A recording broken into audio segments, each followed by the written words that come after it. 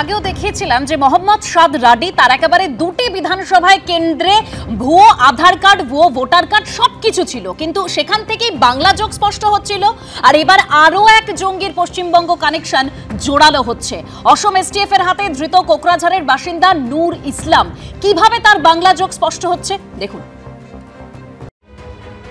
দক্ষিণ চব্বিশ পরগনার ক্যানিং থেকে ধরা পড়েছে কাশ্মীরের জঙ্গি। মুর্শিদাবাদ থেকে অসম পুলিশের হাতে গ্রেপ্তার হয়েছে আনসারুল্লাহ বাংলা টিমের 2 জঙ্গি। আবার কেরল থেকে যে জঙ্গি গ্রেপ্তার হয়েছে সে দীর্ঘ 10 বছর ঘাঁটি গেড়েছিল এই পশ্চিমবঙ্গে। বিরোধীরা ইতিমধ্যেই প্রশ্ন তুলতে শুরু করেছে, পশ্চিমবঙ্গ কি জঙ্গিদের স্বর্গরাজ্যে পরিণত হয়েছে? আর ঠিক এই প্রেক্ষাপটেই সামনে এলো আরও এক জঙ্গির পশ্চিমবঙ্গ যোগ। অসম পুলিশের হাতে গ্রেপ্তার হয়েছিল জঙ্গি সংগঠন আনসারুল্লাহ বাংলা টিমের সদস্য নূর ইসলাম মণ্ডল। গোয়েন্দা সূত্রে খবর, পশ্চিমবঙ্গে যাতায়াত ছিল এই নূর ইসলাম মণ্ডলের। মুর্শিদাবাদ এবং আলিপুরদুয়ারের ফালাকাটা সহ বেশ কিছু জায়গায় গোপন বৈঠক করে গেছে ধৃত বছর 40-এর নূর ইসলাম। অসমের বাসিন্দা নূর ইসলাম মণ্ডল সামনে থেকে সবাইকে পরিচয় দিত যে সে রাজমিস্ত্রি, আদতে এবিটির সক্রিয় জঙ্গি। এসেছিল পশ্চিমবঙ্গেও, ফালাকাটা এবং মুর্শিদাবাদে করেছিল মিটিং। ভয়ঙ্কর লিঙ্কেজ এবং internationally known terrorist organization, lethal organization এরা। সুতরাং এর প্রেজেন্স ইন যে ধরা পড়লো যে এখানে যে কাশ্মীর পুলিশে ধরে নিয়ে গেল এখানে আমাদের ক্যানিং থেকে, ও এখানে বেড়াতে আসেনি, এটা মনে রাখবেন। আগেও এসেছিল, আগেও ঘুরে গেছে একবার। এই সেকেন্ড টাইম হয়তো ভিজিট ওর, যেটুকু জানা যাচ্ছে এর বেশিও হতে পারে। জঙ্গি সংগঠন আনসারুল্লাহ বাংলা টিম অর্থাৎ এবিটির সদস্য নূর কতটা বিপজ্জনক তা কয়েকটা তথ্যেই স্পষ্ট হয়ে যায়। এবিটির প্রধান জসিমউদ্দিন রহমানের ডানহাত ফারহান ইশরাকের সঙ্গে সরাসরি যোগাযোগ ছিল নূরের। ফারহান ইশরাকের নির্দেশে স্লিপার সেলের কাজও চালাচ্ছিল সে।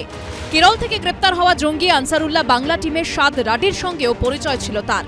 নিরাপদ আশ্রয় পশ্চিমবঙ্গ, এটার অনেকগুলো কারণ আছে। একটা কারণ হচ্ছে, দেখুন, বাংলাদেশের সাথে ভারতবর্ষের 4100 কিলোমিটার মতো বর্ডার। ভাষা এবং ধর্ম এবং নিজেদের রোজকার জীবন নামচাটা মিলে যায়। দ্বিতীয় কারণটা হচ্ছে দরিদ্রতা এত প্রবল যে অল্প পয়সার জন্য মানুষ জেল যাওয়ার ঝুঁকি নিয়েও এদেরকে খাবার দেয়, সিম কার্ড দেয় এবং এদেরকে ভালোভাবে রেখে দেয়। তারা জানে এরা হয়তো নাশকতা করতে আসছে। আর চতুর্থ কারণ হচ্ছে রাজনীতি। এর আগে কেরল থেকে অসম পুলিশের হাতে গ্রেপ্তার হয় জঙ্গি সংগঠনের সদস্য মোহাম্মদ সাদ রাডি।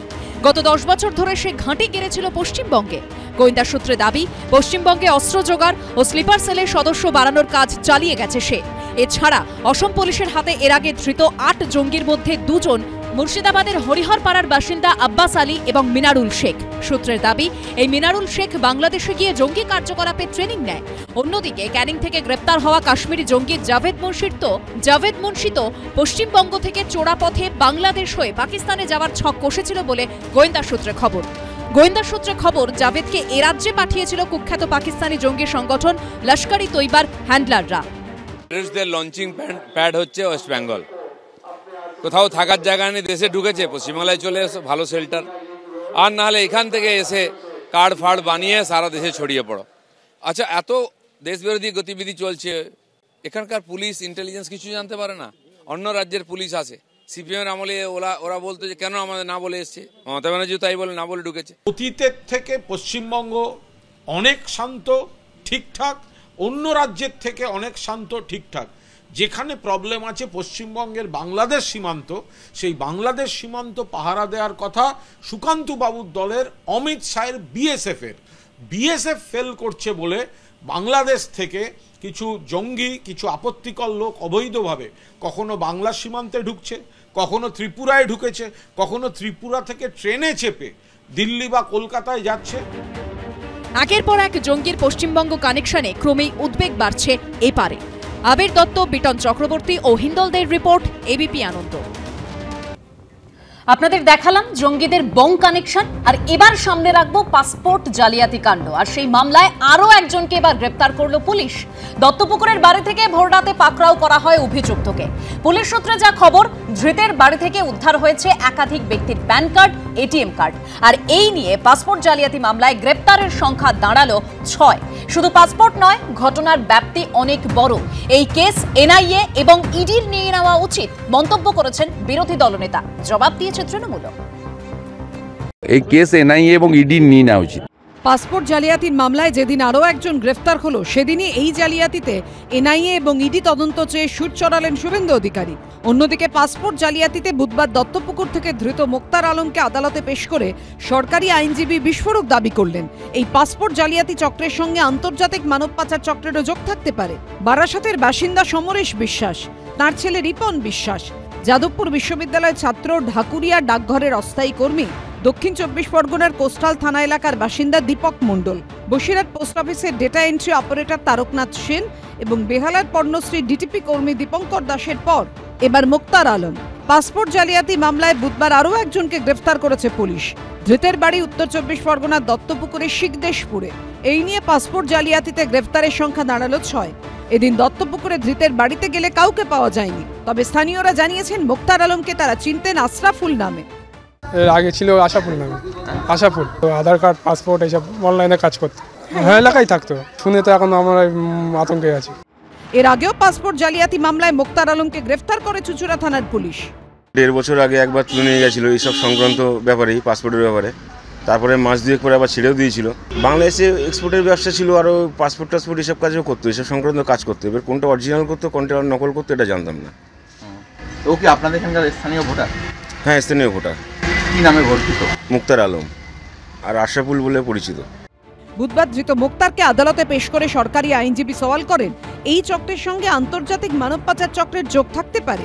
এত ভুয়ো আধার কার্ড, প্যান কার্ড বাংলাদেশের নাগরিকদের হাতে তো পৌঁছে দেওয়া হচ্ছেই, এর মাধ্যমে মানব পাচারও হতে পারে, সেটাও দুশ্চিন্তার। এই প্রেক্ষাপটে পাসপোর্ট জালিয়াতি নিয়ে সুর চড়িয়েছে বিরোধীরা। পাসপোর্ট জালিয়াতি নয়, এর সঙ্গে বড় র্যাকেট আছে। সীমান্ত দিয়ে পার করাচ্ছে, পাসপোর্ট করে দিচ্ছে, আধার কার্ড করে দিচ্ছে, ভোটার এপিক কার্ড করে দিচ্ছে। এটার বড় শুধু পাসপোর্ট নয়, এর ব্যাপ্তি অনেক বড়। এই কেস এনআইএ এবং ইডি নিয়ে নেওয়া উচিত। বিভিন্ন মহলে প্রশ্ন উঠছে, এতদিন ধরে এই চক্র চলছিল কি করে, কি করছিল প্রশাসন? ওদের তো দাবি করে এক এক রকম। এই আরজিকর কেসে একটা শুনলাম উই ওয়ান্ট সিবিআই, এখন বলছে উই ডোন্ট ওয়ান্ট সিবিআই। তো কখন এরা নিজেদের কেন্দ্রীয় সরকারের এজেন্সিগুলোকে দাবি করে, আবার কখনো তাদের রাজনৈতিক এজেন্ডা ফুলফিল না হলে কখন আবার বলে এগুলো দিয়ে হয় না। এ তো নিজেদের মধ্যেই দ্বিচারিতায় ভোগে। এগুলো সব পলিটিক্যালি মোটিভেটেড স্টেটমেন্ট। পুলিশ সূত্রে দাবি, ধৃত মোক্তারের কাছ থেকে 23টি জিনিস বাজেয়াপ্ত হয়েছে। এর মধ্যে রয়েছে অন্যদের নামে রাশি রাশি Aadhaar card, voter card, PAN card, passbook. Passport জালিয়াতির জন্যই এইসব নথি সংগ্রহ করা হয়েছিল বলে তদন্তকারীদের অনুমান। আবির দত্ত, সমীরণ পাল ও বিটন চক্রবর্তীর রিপোর্ট, এবিপি আনন্দ। পুলিশ সূত্রে যা আরো তথ্য সামনে আসছে যে মোক্তার আর সমরেশ তারা একই চক্রের সদস্য, কিন্তু মোক্তার আরো বড় মাপের চক্রী, কারণ নিজের মতো করে সমান্তরালভাবে এই জালিয়াতি চক্র চালিয়ে যেতেন এই মোক্তার আলম। আমি এখান থেকে তৌসিফ খানের কাছে যাব। তৌসিফ, এই পাসপোর্ট তৈরির জন্য যে নথিগুলোর প্রয়োজন, ভোটার কার্ড, আধার কার্ড, তার যে তথ্য ভেরিফিকেশন আমরা যেটা বলে থাকি, সেই ভেরিফিকেশনটা কি ঠিকমতো হচ্ছে না? তা না হলে তো এই বিষয়গুলো সামনে আসতো না। সেই যাচাই করার দায়িত্ব তাহলে কাদের? না দেখুন, এই যত পাসপোর্ট হোক বা আধার কার্ড হোক বা ভোটার কার্ড হোক, সব কিন্তু ইস্যু যে করে ওটা হচ্ছে সেন্ট্রাল গভর্নমেন্ট অথরিটি। ওটা হ্যাঁ ঠিক আছে, ভেরিফিকেশন পুলিশকে করতে হয়। অনেক সময় অনেকগুলো প্রাবধান আছে যেখানে পাসপোর্ট আগে ইস্যু করা হয় আর ভেরিফিকেশন পরেও হয়। এটাও তাৎকাল এক সেকেন্ড তুমি মিসলিড করো। প্রথমে পাসপোর্টের অ্যাপ্লিকেশন করবার পর স্টেট পুলিশ অফিশিয়াল যে যদি তোমার কাছে না, তোমাকে আগে প্রশ্ন উত্তর দিতে হবে যে যদি তোমার কাছে ইন্টেলিজেন্স আছে তাহলে তুমি ইন্টেলিজেন্সটা শেয়ার করো না কেন? তুমি চাইছো আসবো তাহলে তৌসিফ এটা গিয়ে কোথাও গিয়ে মানছেন যে তাহলে ভেরিফিকেশনে একটা গাফিলতি রয়েছে, পুলিশ ভেরিফিকেশনে গাফিলতি রয়েছে? দেখুন, এটা একটা ব্লেম গেমের কথা নেই। এইখানে ব্লেম গেমের কোনো মানে বিজেপি তৃণমূলের কোনো দরকার নেই। নিরাপত্তা ব্যাপার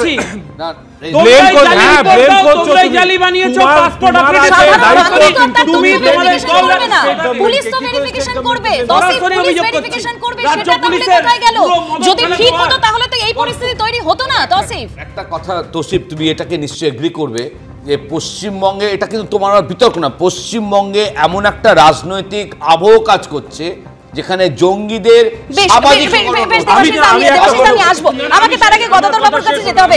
গদাধর বাবু, এই যে চক্রটা কাজ করছে বা পাসপোর্ট জালিয়াতি চক্র, এর তো মাথা রয়েছে, মাথা না থাকলে তো এই এত বড় র্যাকেটটা কাজ করতে পারতো না। দেখুন, এটা একটা অর্গানাইজ সিন্ডিকেট কাজ করে, একা লোক কাজ করে না। আপনার ধরা পড়ছে, হয়তো টিপস পেয়েছেন 6 জন আজকে ধরা পড়লো, কিন্তু অনেক লোক এর মধ্যে জড়িত আছে। প্রথম হচ্ছে রেসিডেন্সিয়াল সার্টিফিকেট কে দেয়, আমার বাড়ির ঠিকানাটা কে ভেরিফাই করে। নাম্বারটা হচ্ছে যে আপনার স্কুল লিভিং সার্টিফিকেটটা কে দিচ্ছে, রেশন কার্ড কে বানাচ্ছে, আধার কার্ড কে বানাচ্ছে, এই যে জিনিসগুলো যেগুলো। তারপরে দেখবেন সবথেকে হচ্ছে যে 2টো রেফারি লাগে। আপনি যদি পাসপোর্ট ফর্ম দেখেন, 2 জন রেফারেন্সের লোক লাগে, তারা লোকের লোক দরকার। তারা কারা? সব সমস্ত রাজ্যের লোকাল লেভেল অথরিটি, তারা এগুলোকে কনফার্ম করছে। সুতরাং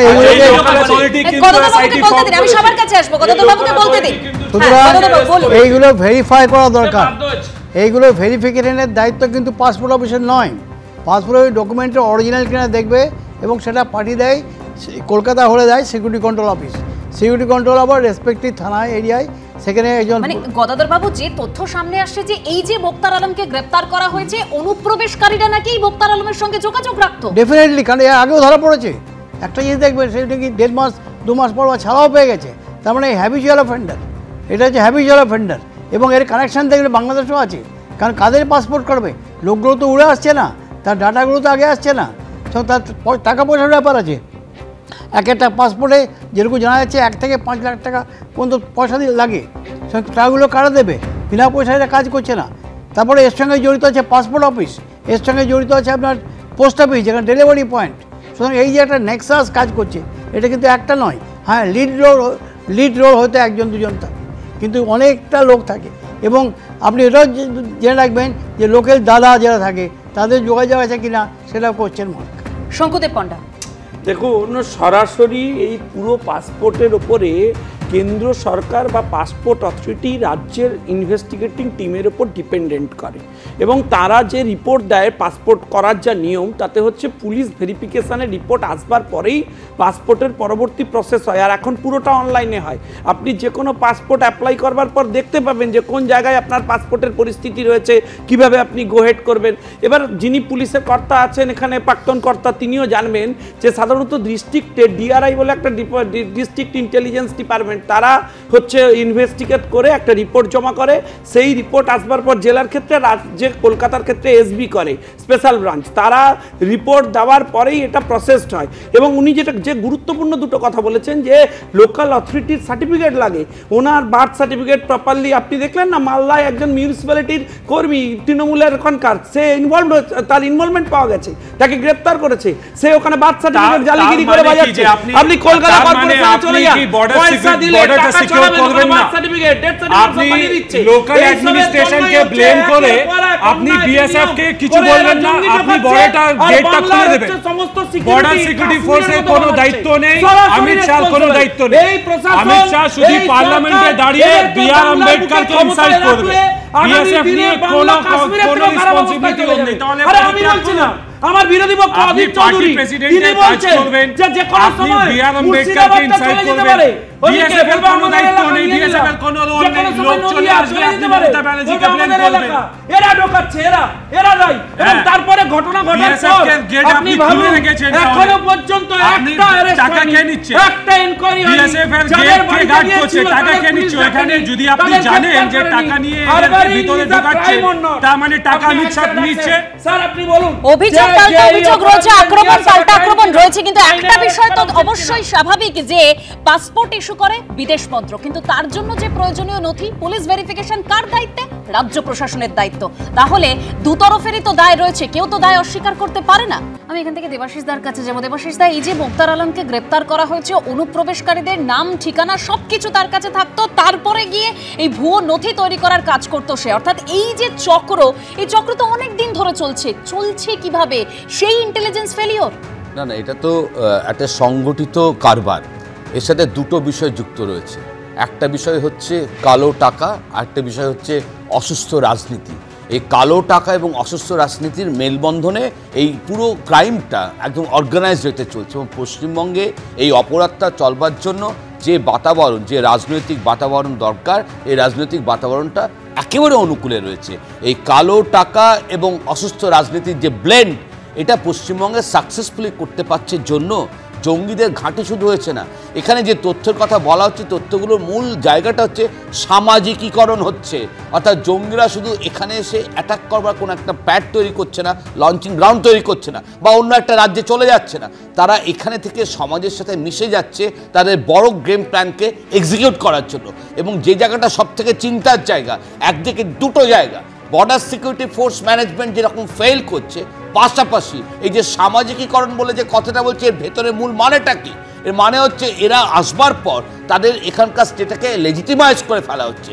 যে সমস্ত ভারত সরকারের ডকুমেন্ট আমাদের রাজ্যের বিভিন্ন অথরিটি ইস্যু করে, বিভিন্ন অথরিটি স্ক্রিনিং প্রসেসের মাধ্যমে সেটা তৈরি হয়, সেই পর্যায়ে কিন্তু আবার গাফিলতি বা কোনো অসুস্থ রাজনীতি এবং কালো টাকার প্রভাব দেখা। আমি এখান থেকে গদাধর বাবুর কাছে যাব। গদাধর বাবু, শুভেন্দু অধিকারী তিনি বলছেন যে এই কেস এনআইএ এবং ইডির নিয়ে নেওয়া উচিত, কি মনে করছেন তাহলে কি প্রবলেম সলভ হবে? ইডির তো আসা উচিত নেই, ইডি ইকোনমিক অফেন্স নয় এটা খুব একটা, কিন্তু এনআইএ এটা দেখতে পারে, কারণ এটা ইউএপিএতে আসে, আনলফুল অ্যাক্টিভিটি প্রিভেনশন অ্যাক্ট যেহেতু আপনার এনআইএর চার্টার অফ ডিউটির মধ্যে আসে, সুতরাং এনআইএ যেখানে টেরোরিস্ট যেখানে যোগ আছে, মিলিটেন্সি যোগাযোগ আছে, সেখানে কিন্তু এনআইএ আসতে পারে। তৌসিফ, দেখুন, যদি আজকে এনারা এনআইএ ডিমান্ড করছেন করুন, যদি কোর্টকে বলবে যে এনআইএ, যদি কোর্ট বলবে যে এনআইএকে দিয়ে দিন এসটিএফ থেকে, লালবাজারে তো এসটিএফ গঠন করা হয়েছে, ওয়েস্ট বেঙ্গল পুলিশ 6 জনকে গ্রেফতারও করেছে, 48টা পাসপোর্টটা ক্যান্সেল করা হয়েছে, 73 পাসপোর্টকে ইনভেস্টিগেশন নেওয়ার জন্য ইনভেস্টিগেশন চলছে, ইটালি আর ফ্রান্স অথরিটিস সঙ্গেও ইনফরমেশন চাওয়া হয়েছে। যদি এনআইএকে দিতে চান দিয়ে দিন, কিছুদিন পর দেখা যাবে যে বলবে যে না এনআইএকে আমি চাই না, আবার কলকাতা পুলিশকে দাও। এখন এনআইএ ছাড়া অন্য যারা তদন্ত করছেন, এখন যারা চুরির সাথে যুক্ত তাদেরকেই যদি চুরির তদন্ত দেওয়া হয় তো মুশকিল। এই স্টেট অথরিটির বিরুদ্ধে অভিযোগ, আজিকারে এই কথা বলেছিলেন, ভুয়ো পরিচয়পত্র তৈরি হচ্ছে কিভাবে, এবং তার সঙ্গে আরো একটা প্রশ্ন, অনুপ্রবেশকারীরা এখানে ঢুকছে কিভাবে, কারণ এই দুটোর সঙ্গে জড়িয়ে রয়েছে সাধারণ মানুষের নিরাপত্তা, তার দায় কে নেবে, এই প্রশ্নটা থেকেই যাচ্ছে। আজকে আলোচনা এখানেই শেষ করছি।